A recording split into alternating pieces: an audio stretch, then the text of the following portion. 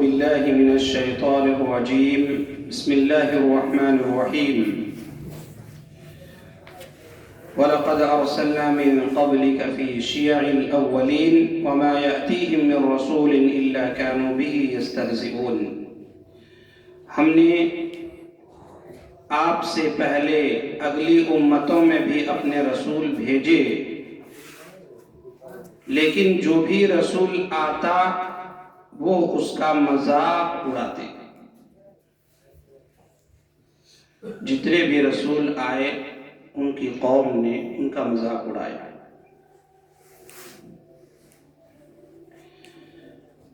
كذلك نسلكه في قلوب المجرمين. گنہگاروں کے دلوں میں ہم اسی طرح رچا بسا دیا کرتے ہیں. گنہگار جن پر اللہ کا عذاب آنا ہوتا ہے، اللہ ان کو اسی راستے کی طرف اس کو دھکیل دیتا ہے.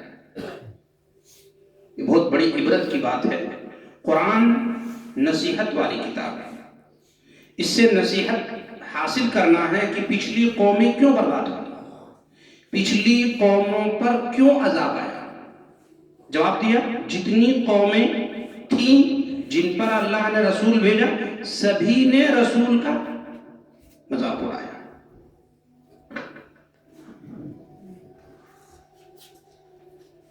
لا یؤمنون به وقد خلت سنت الاولین. وہ اس پر ایمان نہیں لاتے اور یقیناً اگلوں کا طریقہ گزرا ہوا ہے. یعنی ان کے ہلاک کرنے کا وہی طریقہ ہے جو اللہ نے جاری کر رکھا ہے کہ تکذیب و استہزاء کے بعد وہ قوموں کو ہلاک کرتا رہا ہے. جتنی بھی قومیں آئیں، جس نے بھی رسول کا استہزاء کیا، اللہ نے ان کو ہلاک کر دیا. مذاق ٹھٹھا کہ بھائی ان کو چھوڑو نا، وہ ان کا کام وہی ہے. ہم کو وہی کرنا ہے جو ہمارے دماغ میں، ہمارے مائنڈ میں، ہمارے خیال میں ہے، ہمیں وہی کرنا ہے. ہمیں رسول کو نہیں ماننا ہے. آج بھی بہت سارے مسلمان ہیں جو اپنی زندگی کو منمانی گزارتے ہیں. اس کو قرآن سے کوئی مطلب نہیں، اس کو دین سے کوئی مطلب نہیں، اس کو رسول اللہ صلی اللہ علیہ وسلم کی حدیث سے کوئی مطلب نہیں.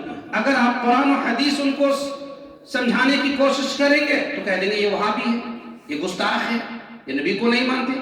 ارے میرے بھائی، رسول اللہ صلی اللہ علیہ وسلم کی حدیث کو اہل سنت والجماعت، اہل الحدیث سے زیادہ کوئی نہیں ہے جو رسول اللہ صلی اللہ علیہ وسلم کی حدیث کو مانتا ہو، سمجھتا ہو اور لوگوں کو سکھلاتا ہو.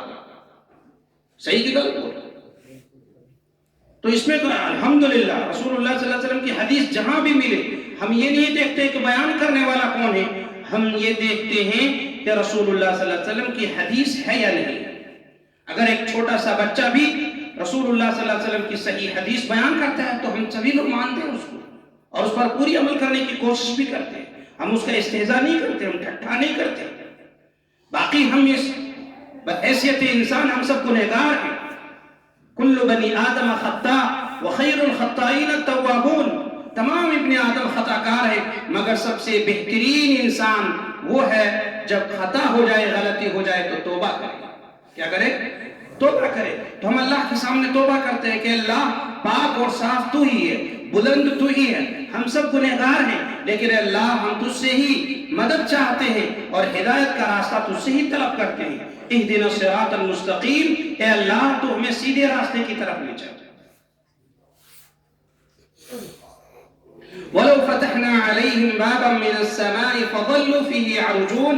اور اگر ہم ان پر آسمان کا دروازہ کھول بھی دیں اور وہ وہاں چڑھنے بھی لگ جائیں، لَقَالُوا إِنَّمَا سُكِّرَتْ أَبْصَارُنَا بَلْ نَحْنُ قَوْمٌ مَسْحُورُونَ. تب بھی یہی کہیں گے کہ ہماری نظر بندی کر دی گئی ہے، بلکہ ہم لوگوں پر جادو کر دیا گیا ہے. یہاں اللہ تعالیٰ نے کفار اور مشرکین کے روش اور ان کے ذہنوں اور دماغوں میں جو گندی خیالات ہیں، جو گندی چیزیں بیٹھ گئی ہیں، اس کے بارے میں اللہ تعالیٰ نے فرمایا کہ اگر ہم آسمان کے دروازے کھول کر کے بھی جنت اور جہنم دکھا دیں، ساری چیزیں ان کو دکھا دیں، پھر بھی یہ اس کو ماننے کے لیے تیار نہیں ہوں گے، بلکہ یہ کہنے پر آ جائیں گے کہ شاید کہ یہ نظر بند ہو گیا ہے، ہماری آنکھیں جو ہے ایک طرح سے چندھے آ گئی، ہم صحیح چیز دیکھ نہیں پا رہے ہیں. یعنی اس کا کہنے کا مطلب یہ حقیقت حقیقت نہیں ہے اس کو بھی فالس کہہ دیں گے. اللہ نے فرمایا کہ ان کے لیے دلیل کی ضرورت نہیں ہے، ان کو کتنوں بھی دلیل دو، لیکن یہ اڑے ہوئے آدمی ہیں، یہ جو ہیں ایک جگہ ایسے مطلب ہو گئے ہیں کہ ان کو کتنوں سمجھاؤ اس کو کوئی فرق نہیں، کتنوں بھی قرآن و حدیث سے دلیل دو، اس سے کوئی پلے پڑنے والا نہیں ہے. تو اللہ آپ کو معلوم ہے کہ کفار اور مشرکین نے، صحیح بخاری کی حدیث میں ہے، کفار اور مشرکین نے رسول اللہ صلی اللہ علیہ وسلم سے ایک مطالبہ کیا کہ اگر آپ سچے رسول ہیں، اگر آپ اللہ کے بھیجے ہوئے رسول ہیں تو چاند کو 2 ٹکڑا کر کے دکھائیں. رسول اللہ صلی اللہ علیہ وسلم نے اللہ رب العالمین سے دعا کی، اللہ تعالیٰ نے چاند کو 2 ٹکڑے کر کے دکھایا اور ایک پہاڑی کی طرف دکھایا اور ایک اس طرف دکھایا. بہت سارے لوگوں نے ایمان لے آیا اور کفار اور مشرکین نے کہا نہیں. آپ نے دیکھا کہ رسول اللہ صلی اللہ علیہ وسلم کس طرح سے مسجد حرام سے بیت المقدس اور وہاں سے پھر معراج کا سفر کیا. آپ صلی اللہ علیہ وسلم نے، حضرت ابو بکر صدیق رضی اللہ عنہ نے اس کی تصدیق کی، لیکن کفار و مشرکین اس کو نہیں مانے. تو ماننے والوں کے لیے چند آیات ہی کافی ہے اور نہ ماننے والوں کے لیے پورے قرآن پڑھ کے تفسیر اور ترجمہ کر دیا جائے پھر بھی اس کو کوئی فائدہ. اللہ جسے ہدایت دے وہی ہدایت یافتہ ہو سکتا ہے، اور اللہ جسے گمراہ کر دے اس کو کوئی ہدایت نہیں دے سکتا. وَلَقَدْ جَعَلْنَا فِي السَّمَاءِ بُرُوجًا وَزَيَّنَّاهَا لِلنَّاظِرِينَ، یقیناً ہم نے آسمان میں برج بنائے اور دیکھنے والوں کے لیے اسے سجا دیا. اللہ تعالیٰ نے آسمان میں ستارے بنائے، یا پھر آسمان میں اور بھی برج ہو سکتے ہیں جو کئی 12 کے قریب بتایا جاتا ہے، لیکن مفسرین نے یہاں کہا ہے کہ برج سے مراد یہاں آسمان کے ستارے ہیں. وَحَفِظْنَاهَا مِن كُلِّ شَيْطَانٍ الرَّجِيمٍ، اور اسے ہر مردود شیطان سے محفوظ رکھا. ان تمام چیزوں کو جو اللہ کے جو ستارے ہیں یا آسمان ہیں، اللہ تعالیٰ نے ایسے شیطان مردود سے اللہ نے محفوظ رکھا کہ کوئی اس کو نقصان نہیں پہنچا سکتے. إِلَّا مَنِ اسْتَرَقَ السَّمْعَ فَأَتْبَعَهُ شِهَابٌ مُبِينٌ، ہاں مگر جو چوری چھپے سننے کی کوشش کرے اس کے پیچھے دہکتا ہوا شعلہ لگتا ہے. اللہ تعالیٰ کوئی حکم صادر فرماتا ہے، فرشتے اس کو حکم بجا لاتے ہیں اور وہ چیز دوسرے فرشتوں کو بتاتے ہیں کہ اللہ تعالیٰ نے کیا حکم نازل فرمایا. فرشتے کہتے ہیں کہ اللہ نے حق بیان کیا ہے، اور یہی سلسلہ چلتا ہے یہاں تک کہ شیطان و مردود آسمان میں چڑھتے ہیں اور اس بات کو جو اللہ نے حکم صادر فرمایا اسے کچھ باتیں سننے کی کوشش کرتے ہیں اور کچھ باتیں سن بھی لیتے ہیں، اور پھر وہ ایک دوسرے شیطان کو مردود کو بتاتے ہیں، یہاں تک کہ پہنچتے پہنچتے اس میں بہت ساری جھوٹ ملا دیتے ہیں اور کہتے کہ میں نے فلاں بات فلاں جگہ سے سنی ہے، اور نجومیوں کے اس کے ذہنوں میں یہ بات ڈال دیتی ہے. تو کوئی بھی بات سنے پہلے اس کی تصدیق کریں، پھر اس کے بعد ان لوگوں کے سامنے بیان کریں، نہیں تو پھر آپ گنہگار ہو جائیں گے. اور اسی طرح سے رسول اللہ صلی اللہ علیہ وسلم کی حدیث اگر آپ تک پہنچتی ہے، صحیح احادیث، تو آپ کا حق ہے کہ آپ اس کو بیان کریں. لیکن اگر آپ کو معلوم نہیں ہے یہ قصہ ہے، کہانی ہے، اسٹوری ہے، رسول اللہ صلی اللہ علیہ وسلم کی حدیث ہے یا نہیں ہے، اور پھر بھی آپ اس کو بیان کر رہے ہیں، تو اللہ کے نبی صلی اللہ علیہ وسلم فرماتے ہیں من کذب علی متعمدا فلیتبوأ مقعدہ من النار، اگر کسی نے میری طرف جھوٹی حدیث منسوب کی، جھوٹی حدیث بیان کی جو میں نے بیان نہیں کیا ہے، تو اللہ کے نبی صلی اللہ علیہ وسلم نے فرمایا اس آدمی کو چاہیے کہ اپنا ٹھکانہ جہنم میں بنا لے. تو ہر بیان کرنے والے کی ذمہ داری ہے کہ جو کچھ بیان کرے وہ آپ ٹھوک بجا کے دیکھ لیں کہ یقیناً وہ قرآن کی آیت ہے یا نہیں ہے، وہ رسول اللہ صلی اللہ علیہ وسلم کی صحیح حدیث ہے یا نہیں ہے. بہت سارے لوگ علماء دیکھتے ہوں گے کہ قصے کے طور پر بیان کرتے جاتے ہیں اور رسول اللہ صلی اللہ علیہ وسلم کی طرف منسوخ کر دیتے. نہیں، یہ منع ہے حدیث میں. اسلام کوئی کھلونا نہیں ہے، اسلام ایک ذمہ داری کا نام ہے کہ ہم اس کو اپنائیں اور لوگوں تک بہت امانت داری کے ساتھ لوگوں تک پہنچائیں. اور اگر آپ نے امانت داری کے ساتھ اسلام کو دوسروں تک پہنچایا تو یقیناً اللہ کی یہاں آپ کا مقام بہت عظیم ہے.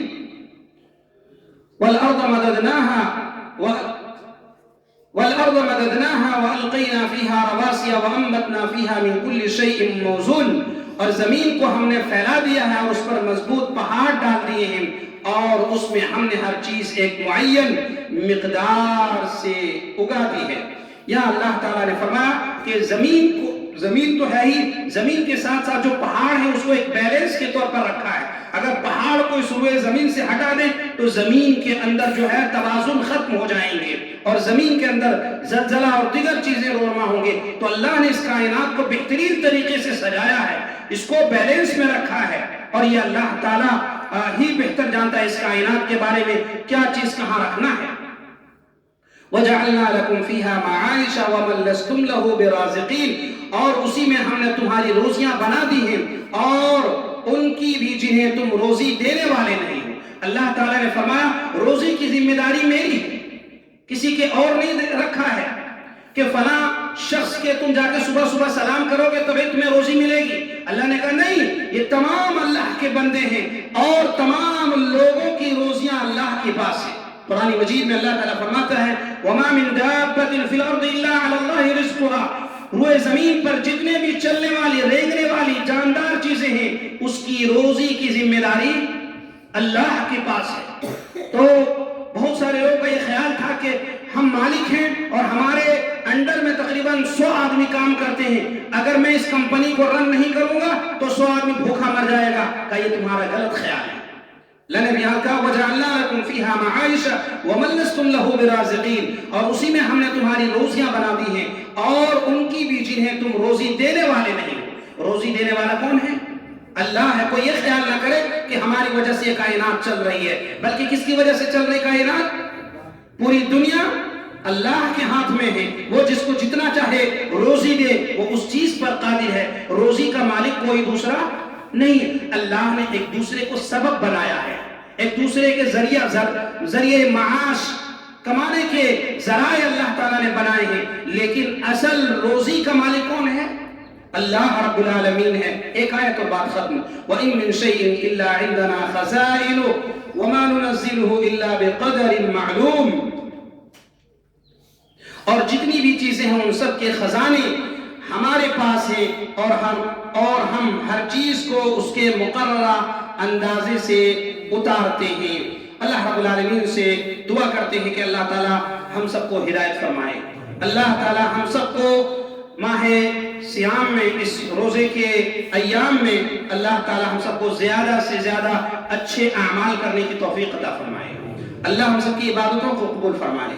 اللہ ہم سب کی تلاوت قرآن کریم کو قبول فرمائے، اور اللہ تعالی ہم سب کو اچھے اعمال کی توفیق عطا فرمائے۔ آمین۔ وآخر دعوانا الحمدللہ رب العالمین۔